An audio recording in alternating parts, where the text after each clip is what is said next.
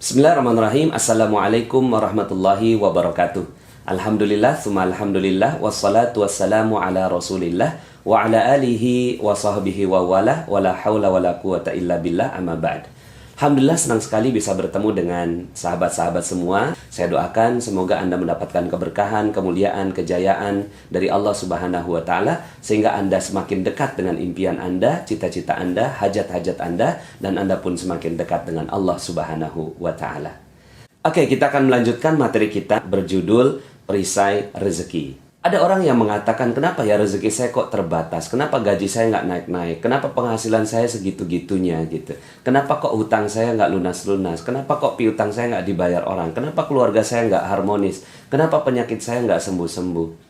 Ada loh orang yang mengatakan seperti itu. Kenapa bisa seperti itu? Padahal konsep dasar rezeki di dalam Islam adalah kita semua mendapatkan rezeki. Ya, kapan? Sekarang juga.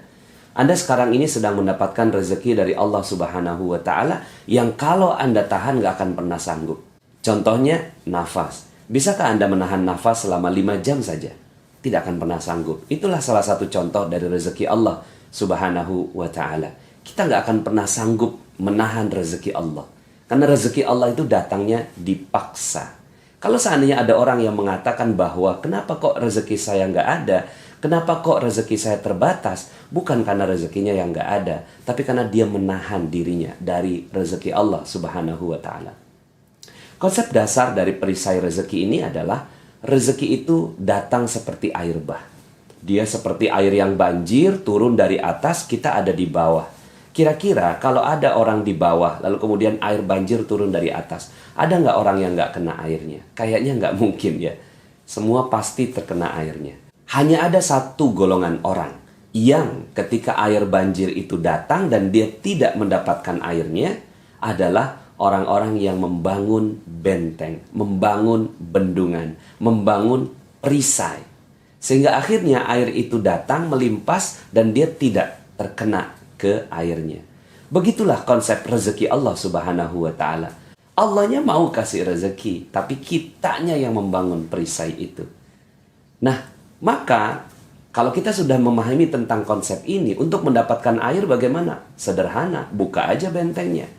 Sederhana, buka aja perisainya. Begitu juga dengan rezeki.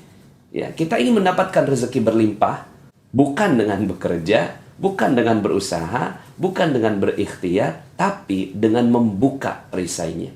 Ketika perisai ini dibuka, maka insya Allah rezeki Allah akan datang dengan berlimpah ruah kepada kita semua. Perisai inilah yang harus kita betul-betul perhatikan agar kita mendapatkan rezeki Allah Subhanahu wa Ta'ala. Perisai itu bernama dosa. Ya, tidak ada yang lain. Kalau seandainya kita sekarang ini berada dalam kesulitan hidup, kita berada dalam keterbatasan rezeki, bukan karena Allah tak mau kasih rezeki, tapi karena ada dosa-dosa yang menghalangi diri kita dengan rezeki Allah Subhanahu wa Ta'ala. Semakin tebal dosanya, semakin jauh diri kita dari rezeki Allah Subhanahu wa Ta'ala. Dan sangat erat korelasinya antara dosa dengan rezeki. Makin banyak dosanya, makin jauh rezekinya. Makin sedikit dosanya, makin Allah Subhanahu wa Ta'ala berikan rezeki yang berlimpah. Hal ini Allah Subhanahu wa Ta'ala kemukakan di dalam Al-Quran, surat Nuh ayat 10-14. A'udzu billahi minasyaitonir rajim. Bismillahirrahmanirrahim. Faqultu astaghfiru rabbakum innahu kana ghaffara yursilis samaa'a 'alaikum midrara wa yumdidkum bi amwalin wa banin wa yaj'al lakum jannatin wa yaj'al lakum anhara ma lakum la tarjuna lillahi waqara wa qad khalaqakum atwara. Maka minta ampunlah kalian kepada Allah. Innahu kana ghaffara, sesungguhnya Allah Maha Pengampun. Kalau Allah sudah ampuni, maka sederhana. Allah Subhanahu wa taala janjikan yursilis samaa alaikum midrara, akan Allah turunkan kepadamu hujan dengan lebat. Masya Allah, ya. Hujan dengan lebat, bukan dengan rintik-rintik, bukan dengan gerimis, hujan dengan lebat.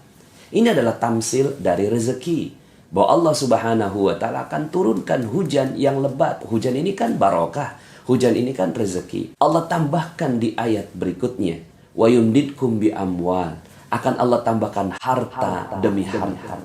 Coba lihat konteksnya. Allah tidak mengatakan wa yumdidkum bil khairat. Allah tidak mengatakan Allah akan tambahkan kebaikan demi kebaikan. Tidak. Allah langsung katakan akan ditambahkan harta demi harta. Dalam bentuk jamak. Allah yang menjanjikan harta untuk kita di dunia. Ini adalah janji Allah Subhanahu wa taala. Tapi caranya bukan dengan yang lain. Caranya adalah dengan menghilangkan dosa. Ketika dosa kita udah hilang, maka Allah akan tambahkan harta demi harta, demi harta, demi harta. Mau berapa banyak? 100 juta per bulan? 200 juta per bulan? 300 juta per bulan? Ya, asal sebut. Kita minta kepada Allah Subhanahu wa taala, mudah bagi Allah. Syaratnya satu, sudah tidak ada lagi dosanya. Wa yumdidkum bi amwalin wa banin, dan Allah tambahkan anak-anak. Ya, bisa jadi bukan hanya anak biologis, anak keturunan, anak cabang, anak perusahaan, anak buah, dan seterusnya. Wa yaj'al lakum jannatin, dan Allah tambahkan kebun-kebun. Selain dari usaha yang dia buat, Allah Subhanahu wa taala tambahkan kebun-kebun yang lainnya. Mungkin kita bilang, ya Allah udah gak sanggup lagi ngurusnya. Wa yaj'al lakum anhara, dan Allah akan tambahkan sungai-sungai yang mengalir membuat subur itu si kebun. Setidaknya ada dua janji Allah dalam ayat ini. Ya, yang pertama, harta berlimpah ruah. Yang kedua, passive income. Duduk diam, rezeki datang sendiri. Syaratnya satu, yaitu kita menghilangkan dosa. Maka inilah konsep dasar dari magnet rezeki. Dan konsep dasar juga dalam Islam, kalau seandainya kita ingin mendapatkan rezeki yang berlimpah dari Allah Subhanahu wa taala, bukan dengan kerja keras. Ngapain kita kerja keras? Tapi terus berbuat dosa.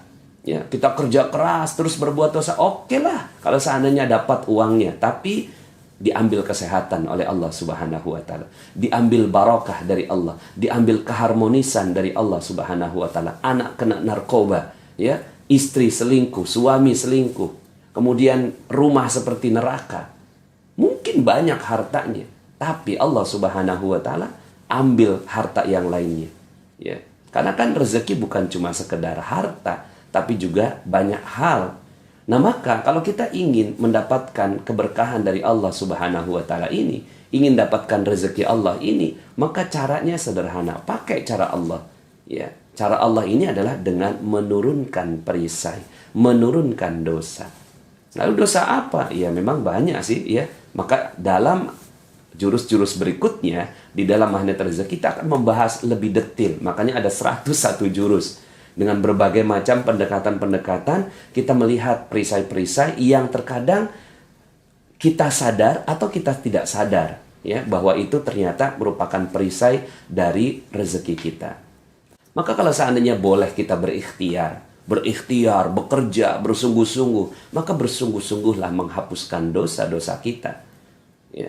Ada orang yang bersungguh-sungguh, dia pergi pagi pulang sore, pergi pagi pulang malam untuk mencari sesuatu.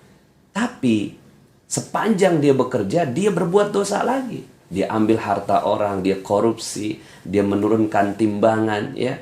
Kemudian dia tidak jujur kepada pelanggannya dan seterusnya. Maka apa yang terjadi pada kehidupan orang ini? Yuk sama-sama kita jalankan materi perisai ini. Percaya nggak dengan konsep ini? Kayaknya nggak percaya. Percaya dengan konsep ini? Ya, turunkan perisai, rezeki berlimpah ruah. Percaya? Kayaknya nggak percaya. Percaya nggak? Kayaknya nggak percaya. Kenapa saya seperti ini? Karena memang Allah yang mengatakan, malakum la tarjuna lillahi waqara. Kenapa kalian nggak percaya? Itu Allah yang katakan. Kita nggak percaya dapatkan rezeki berkah banyak, berlimpah, dan passive income. Nggak percaya kita. Buktinya kita nggak percaya apa? Buktinya kita nggak percaya masih buat dosa. Ya. Nah, untuk menyederhanakan, ya, ada satu cerita yang ingin saya ceritakan kepada Anda semua yang menjadi model bagaimana keajaiban Allah Subhanahu wa taala datang dengan konsep perisai rezeki ini. Ada seorang nenek. Nenek ini tiap harinya minta-minta. Dia nggak tahu kalau minta-minta itu dosa. Bagi dia nikmat gitu. Sekedar meminta, kemudian dia dapat. Maka tiap harinya dia meminta-minta sampai akhirnya dia tahu lokasi basah dan lokasi kering dalam meminta-minta. Nah, lokasi basah itu bukan cuma sekedar di perempatan. Kalau ada ustadz ceramah tentang sedekah, itu basah ya. Akhirnya dia datanglah ke pengajiannya Ustadz Yusuf Mansur. Ya, tapi bukan untuk ngaji, untuk jadi alat praktikum ya. Pada saat jamaah semuanya didoktrin sama Ustadz Yusuf Mansur untuk bersedekah, dia ada di luar untuk menampung dana-dana sedekah. Sampai kemudian ketahuan sama Ustadz Yusuf Mansur, dipanggil tuh si nenek, "Nek, datang pengen minta-minta ya?" "Enggak Ustadz, enggak." "Jangan bohong Nek, banyak orang yang menceritakan seperti itu." "Enggak Ustadz, gini aja deh. Kalau besok nenek datang pengen minta-minta, saya usir ya. Tapi kalau nenek datang pengen ngaji, silahkan deh ngaji." Besoknya tuh si nenek datang lagi, tapi udah berubah niat. Bukan lagi pengen minta-minta, tapi pengen ngaji. Satu hari ada Ustadz Yusuf Mansur, ada tuh si nenek, ada saya. Itu si nenek ngoceh aja depan Ustadz Yusuf Mansur. Wow gitu ya, nggak tahu orang yang diocehin orang sibuk. Lalu kemudian kata Ustadz Yusuf Mansur, "Udah Nek, nggak usah banyak ngomong, nih gue mau kasih duit ya. 250.000, tapi bukan buat nenek semua. 190.000 bagiin ke orang lain sebagai sedekah, 60.000 untuk nenek sebagai ongkos bagiin sedekah." "Paham?" "Nggak paham Ustadz," kata tuh si nenek. Ya, lalu kemudian kata Ustadz Yusuf Mansur, "Nas, terusin Nas, gue banyak urusan." Ya mungkin ya kalau cuma sekedar jelasin, insya Allah bisa lah. Lalu kemudian akhirnya saya jelasin pelan-pelan. "Nek, Ustadz Yusuf Mansur mau ngasih duit 250.000. Betul kan Ustadz? Saya cari Ustadznya. Loh kok nggak ada?" "Oh maksudnya terusin Nas." "Bukan terusin jelasin doang, tapi terusin kasihin duit juga." Aduh, saya ya dijebak sama Ustadz Yusuf Mansur. Tapi dijebaknya yang baik. Lalu kemudian akhirnya saya keluarkan dompet saya, ada duit 300.000. Saya tunjukin sama tuh si nenek. "Nih Nek, ada duit 300.000. Tapi bukan buat nenek semua. 240.000 bagiin ke orang lain sebagai sedekah, 60.000 untuk nenek sebagai ongkos bagiin sedekah." "Paham?" "Paham Ustadz." "Oh cepet banget pahamnya ya, karena ada duitnya." Jadi orang kalau dijelasin ada duitnya cepat paham ya. Lalu kemudian 2 minggu kemudian saya ketemu sama si nenek ini lagi. Ya, dia nangis-nangis ya, terharu. "Subhanallah Ustadz, alhamdulillah." "Ada apa Nek?" Lalu kemudian dia cerita, "Itu Ustadz, duitnya saya udah tukerin duit-duit kecil, 2.000, 5.000, 10.000. Karena komunitasnya peminta-minta, cepet habis tuh duit. Sampai kemudian ada 3 orang datang ya, Nek, ya, Nek bagi sedekah kok kita nggak kebagian, udah habis ya. Jangan bohong dong Nek." Karena didesak, keluarlah bagian dia ya, 50.000 disimpan, 10.000 ya dikasihin sama tuh si 3 orang. "Bagi 3 ya, udah habis." Pagi harinya dia melakukan seperti itu. Malam harinya lewat depan sebuah rumah, namanya Ibu Hajah Maryam. Lalu kemudian dipanggil tuh si nenek. "Nek, sini Nek, ada apa Bu Haji?" "Nggak tahu nih, beberapa bulan ini saya terus keingetan nenek." Lihat kalimatnya, beberapa bulan ini saya terus keingetan nenek. Alhamdulillah tadi pagi saya sudah daftarkan nenek pergi umroh. Alhamdulillah. Saya takjub sekali dengan kisah ini. Ya, Allah Subhanahu wa taala yang mengatur ini semua kisah. Saya menyaksikan Ustadz Yusuf Mansur ngomelin tuh si nenek. Saya menyaksikan juga ketika saya harus melaksanakan tugas dari Ustadz Yusuf Mansur. Dan 2 minggu kemudian saya ketemu sama itu si nenek lagi. Siapa yang mengatur ini semua? Sepertinya Allah Subhanahu wa taala telah mengatur kisah ini untuk menjadi pelajaran bagi kita semua. Bahwa si nenek awalnya berdosa. Ya, tapi awalnya mungkin dia nggak sadar kalau itu dosa.